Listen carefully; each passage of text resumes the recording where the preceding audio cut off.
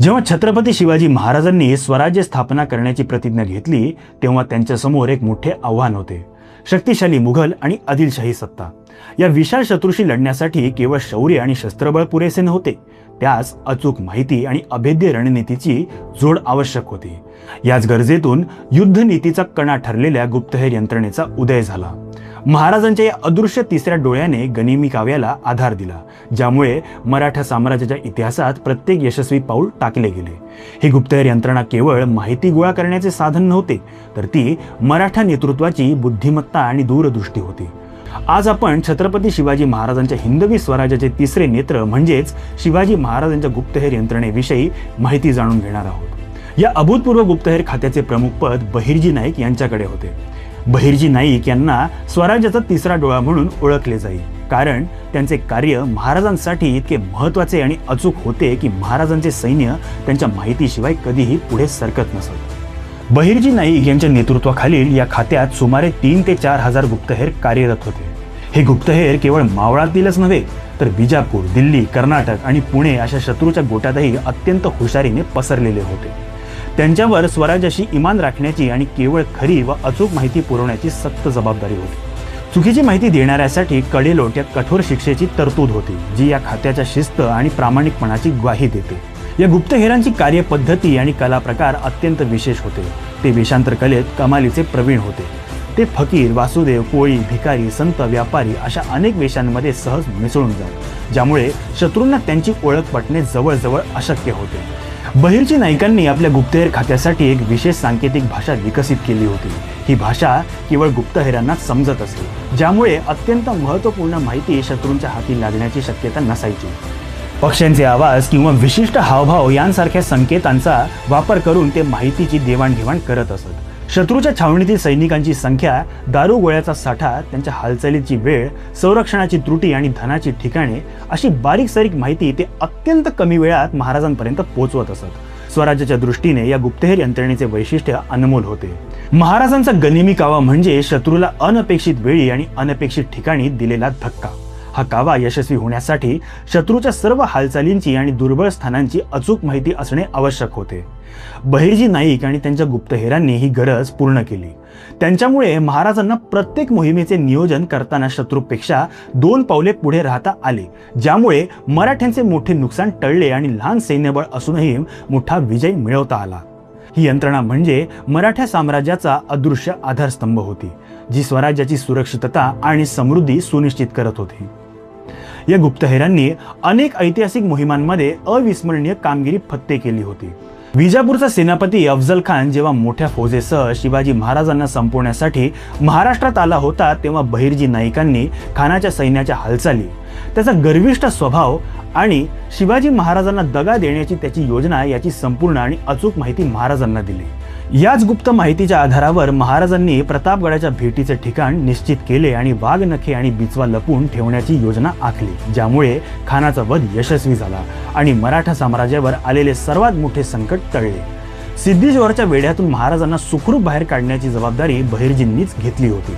बहिर्जी आणि त्यांच्या हेरांनी सिद्धीच्या सैन्याच्या हालचालींवर बारीक लक्ष ठेवले व पन्हाळगडापासून ते विशालगडापर्यंत महाराजांना सुखरूप बाहेर काढण्यासाठी त्यांनी अनेक चोरवाट्यांचे निरीक्षण केले. मुघल सरदार शाहिस्ते खान पुण्याच्या लाल महालात तळ ठोकून होता. 3 वर्षे मराठा प्रदेशात दहशत निर्माण करणाऱ्या खानाला धडा शिकवण्यासाठी महाराजांनी धाडसी रात्रीच्या हल्ल्याची योजना आखली. बहिर्जी नाईक यांनी लाल महालातील प्रत्येक भिंतीची, खानाच्या राहण्याच्या, जेवणाच्या आणि झोपण्याच्या ठिकाणांची तसेच प्रवेश आणि बाहेर पडण्याच्या मार्गांची इतकी अचूक माहिती काढली की महाराज थेट खानाच्या शयनकक्षापर्यंत पोहोचले. या यशस्वी हल्ल्यात खानाची बोटे छाटली गेली आणि मुघल सत्तेचा महाराष्ट्रातील पाया हादरला. शाहिस्ते खानाची फजिती केल्यानंतर महाराजांना स्वराज्याच्या आर्थिक नुकसानाची भरपाई करण्यासाठी आणि मुघलांना धडा शिकवण्यासाठी सुरत या संपन्न व्यापारी केंद्रावर स्वारी करायची होती. बहिर्जी नाईकांनी स्वारीपूर्वी सुमारे 200 गुप्तहेरांना व्यापारी आणि फकीर बनवून सुरतेत पेरले. त्यांनी तेथील श्रीमंत व्यापाऱ्यांची घरे, संपत्ती आणि सुरक्षेची अत्यंत ढिसाळ व्यवस्था यांची खडानखडा माहिती काढली. सुरतेचा सुभेदार इनायत खान हा लाचखोर असल्याने तो भ्रष्टाचारात मग्न होता. ही माहिती महाराजांसाठी निर्णायक ठरली. बहिर्जींच्या नकाशा आणि माहितीमुळे महाराज 4 दिवसात ही स्वारी यशस्वी करून प्रचंड धनसंपदा घेऊन सुखरूप स्वराज्यात परतले. तानाजी मालुसरे यांच्या नेतृत्वाखालील कोंढाण्याची लढाई या मोहिमेत बहिर्जी नाईकांनी किल्ल्यातील सैन्याची संख्या, रात्रीच्या गस्तीची वेळ आणि किल्ल्यावरील संरक्षक व्यवस्थेची महत्त्वपूर्ण माहिती तानाजींना दिली. या गुप्त माहितीमुळेच तानाजींना योग्य क्षणी आणि कमी मनुष्यबळात किल्ला जिंकण्याची रणनीती तयार करता आली. अगदी उंबरखिंडीच्या लढाईत शाहिस्ते खानाचा सरदार करतलब खान याच्या 20,000 सैन्याचा पराभव करण्यासाठी महाराजांना सुरक्षित आणि आडमार्गाचे रस्ते दाखवून मोगल फौजांना चकवण्यातही बहिर्जी नाईक व त्यांच्या गुप्तहेर यांचा मोठा हात होता. बहिर्जी नाईक यांनी उभारलेली गुप्तचर यंत्रणा ही त्या काळातील माहिती तंत्रज्ञानाची सर्वश्रेष्ठ पद्धत मानली जाते. त्यांच्यामुळेच शिवाजी महाराजांना गनिमी कावा ही युद्धनीती यशस्वीरित्या वापरता आली आणि एका छोट्या जहागिरीचे रूपांतर एका विशाल साम्राज्यात झाले. गुप्तहेर विभागाला त्यांनी दिलेले महत्त्व हे शिवाजी महाराजांच्या राजधर्म आणि दूरदृष्टीचे प्रतीक होते, ज्यामुळे स्वराज्याला स्थैर्य आणि यश प्राप्त झाले. तर मंडळी, आजच्या पुरतं एवढंच. आम्हाला आशा आहे की तुम्हाला आमचा हा पॉडकास्ट अवश्य आवडला असेल.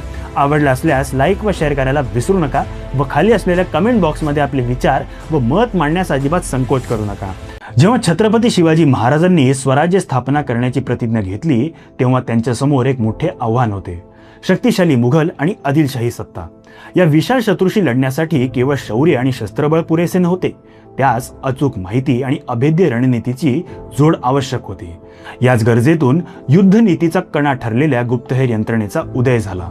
महाराजांच्या या अदृश्य तिसऱ्या डोळ्याने गनिमी काव्याला आधार दिला, ज्यामुळे मराठा साम्राज्याच्या इतिहासात प्रत्येक यशस्वी पाऊल टाकले गेले.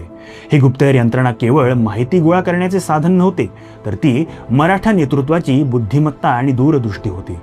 नमस्कार, ऐका मराठी पॉडकास्टमध्ये तुमचे सहर्ष स्वागत आहे. आज आपण छत्रपती शिवाजी महाराजांच्या हिंदवी स्वराज्याचे तिसरे नेत्र म्हणजेच शिवाजी महाराजांच्या गुप्तहेर यंत्रणेविषयी माहिती जाणून घेणार आहोत. या अभूतपूर्व गुप्तहेर खात्याचे प्रमुख पद बहिर्जी नाईक यांच्याकडे होते. बहिर्जी नाईक यांना स्वराज्याचा तिसरा डोळा म्हणून ओळखले जाईल, कारण त्यांचे कार्य महाराजांसाठी इतके महत्त्वाचे आणि अचूक होते की महाराजांचे सैन्य त्यांच्या माहितीशिवाय कधीही पुढे सरकत नसत.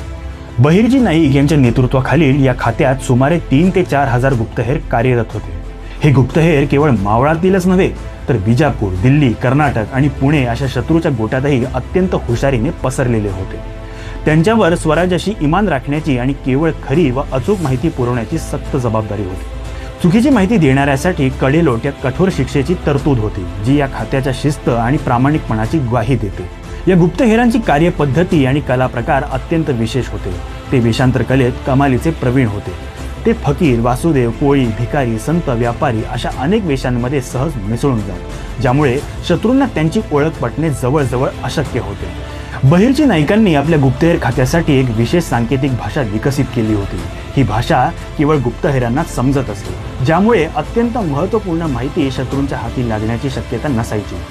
पक्ष्यांचे आवाज किंवा विशिष्ट हावभाव यांसारख्या संकेतांचा वापर करून ते माहितीची देवाणघेवाण करत असत. शत्रूच्या छावणीतील सैनिकांची संख्या, दारुगोळ्याचा साठा, त्यांच्या हालचालीची वेळ, संरक्षणाची त्रुटी आणि धनाची ठिकाणे अशी बारीक सारीक माहिती ते अत्यंत कमी वेळात महाराजांपर्यंत पोहोचवत असत. स्वराज्याच्या दृष्टीने या गुप्तहेर यंत्रणेचे वैशिष्ट्य अनमोल होते. महाराजांचा गनिमी कावा म्हणजे शत्रूला अनपेक्षित वेळी आणि अनपेक्षित ठिकाणी दिलेला धक्का. हा कावा यशस्वी होण्यासाठी शत्रूच्या सर्व हालचालींची आणि दुर्बळ स्थानांची अचूक माहिती असणे आवश्यक होते. बहिर्जी नाईक आणि त्यांच्या गुप्तहेरांनी ही गरज पूर्ण केली. त्यांच्यामुळे महाराजांना प्रत्येक मोहिमेचे नियोजन करताना शत्रूपेक्षा 2 पावले पुढे राहता आले, ज्यामुळे मराठ्यांचे मोठे नुकसान टळले आणि लहान सैन्यबळ असूनही मोठा विजय मिळवता आला. ही यंत्रणा म्हणजे मराठा साम्राज्याचा अदृश्य आधारस्तंभ होती, जी स्वराज्याची सुरक्षितता आणि समृद्धी सुनिश्चित करत होती. या गुप्तहेरांनी अनेक ऐतिहासिक मोहिमांमध्ये अविस्मरणीय कामगिरी फत्ते केली होती. विजापूरचा सेनापती अफजल खान जेव्हा मोठ्या फौजेसह शिवाजी महाराजांना संपवण्यासाठी महाराष्ट्रात आला होता, तेव्हा बहिर्जी नाईकांनी खानाच्या सैन्याच्या हालचाली, त्याचा गर्विष्ठ स्वभाव आणि शिवाजी महाराजांना दगा देण्याची त्याची योजना याची संपूर्ण आणि अचूक माहिती महाराजांना दिली. याच गुप्त माहितीच्या आधारावर महाराजांनी प्रतापगडाच्या भेटीचे ठिकाण निश्चित केले आणि वाघनखे आणि बिचवा लपवून ठेवण्याची योजना आखली, ज्यामुळे खानाचा वध यशस्वी झाला आणि मराठा साम्राज्यावर आलेले सर्वात मोठे संकट टळले. सिद्धीश्वरच्या वेढ्यातून महाराजांना सुखरूप बाहेर काढण्याची जबाबदारी बहिर्जींनीच घेतली होती. बहिर्जी आणि त्यांच्या हेरांनी सिद्धीच्या सैन्याच्या हालचालींवर बारीक लक्ष ठेवले व पन्हाळगडापासून ते विशालगडापर्यंत महाराजांना सुखरूप बाहेर काढण्यासाठी त्यांनी अनेक चोरवाट्यांचे निरीक्षण केले. मुघल सरदार शाहिस्ते खान पुण्याच्या लाल महालात तळ ठोकून होता. 3 वर्षे मराठा प्रदेशात दहशत निर्माण करणाऱ्या खानाला धडा शिकवण्यासाठी महाराजांनी धाडसी रात्रीच्या हल्ल्याची योजना आखली. बहिर्जी नाईक यांनी लाल महालातील प्रत्येक भिंतीची, खानाच्या राहण्याच्या, जेवणाच्या आणि झोपण्याच्या ठिकाणांची तसेच प्रवेश आणि बाहेर पडण्याच्या मार्गांची इतकी अचूक माहिती काढली की महाराज थेट खानाच्या शयनकक्षापर्यंत पोहोचले. या यशस्वी हल्ल्यात खानाची बोटे छाटली गेली आणि मुघल सत्तेचा महाराष्ट्रातील पाया हादरला. शाहिस्ते खानाची फजिती केल्यानंतर महाराजांना स्वराज्याच्या आर्थिक नुकसानाची भरपाई करण्यासाठी आणि मुघलांना धडा शिकवण्यासाठी सुरत या संपन्न व्यापारी केंद्रावर स्वारी करायची होती. बहिर्जी नाईकांनी स्वारीपूर्वी सुमारे 200 गुप्त हेरांना व्यापारी आणि फकीर बनवून सुरतेत पेरले.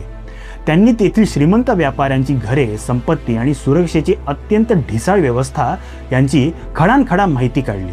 सुरतेचा सुभेदार इनायत खान हा लाचखोर असल्याने तो भ्रष्टाचारात मग्न होता. ही माहिती महाराजांसाठी निर्णायक ठरली.